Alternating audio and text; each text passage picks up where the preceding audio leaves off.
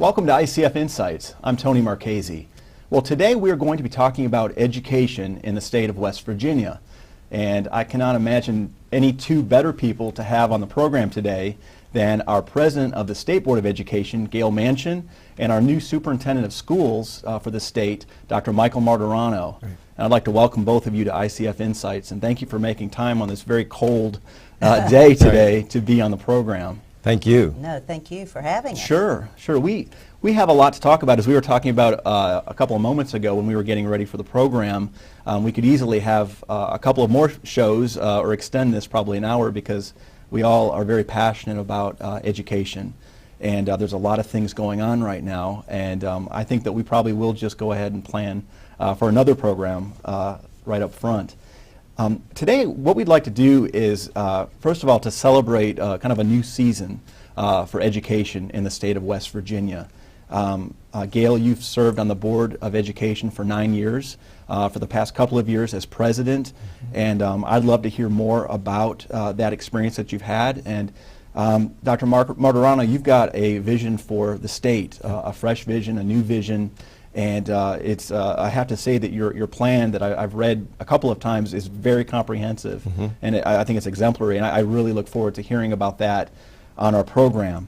So Gayle, I know that our viewers, both locally and many nationally, probably know who you are, but I'd like to hear, why did you get involved so heavily in education, particularly in the state of West Virginia?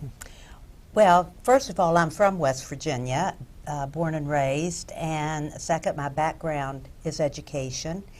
And throughout my life, and certainly my adult professional career, my whole premise has always been around trying to make a difference in a child's life.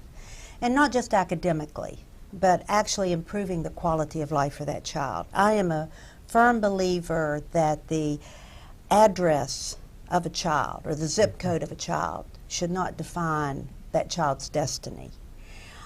That every child in West Virginia deserves an equal and equitable education and chance for the best quality of life possible. So everything that I've done throughout my life, both in my community work, my professional career, has been around that endeavor, making a difference in a child's life. When my husband was governor, he saw my passion in everything that I had done. Certainly even as First Lady, my initiatives and my efforts were around children and families. So he appointed me to the State Board of Education. That was not greatly accepted. I mean, certainly the newspapers had a field day with that. But they finally decided that it wasn't that I wasn't qualified. It was just there were a lot of people out there qualified. So he didn't have to pick me, but he did. It's been challenging, but it's also been extremely rewarding.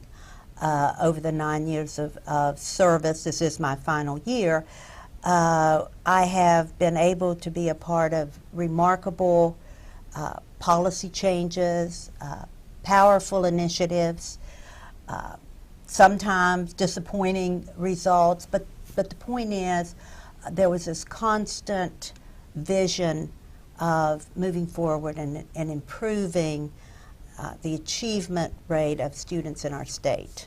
Well, I definitely want to talk about some of the specific things that you've been able to accomplish. And one of the things also is that you are also an educator. And some people may not realize that you studied that at the post-secondary level, and then you actually were a teacher. Yes. And I think that makes your role even more powerful because you've had that experience as well. Well, I think one of the strong points about our board in general is that there's a great diversity of expertise and experience, and so you get a varied perspective on any issue that we talk about. Mine happens to come from education, but we have business, we have technology, we have entrepreneur.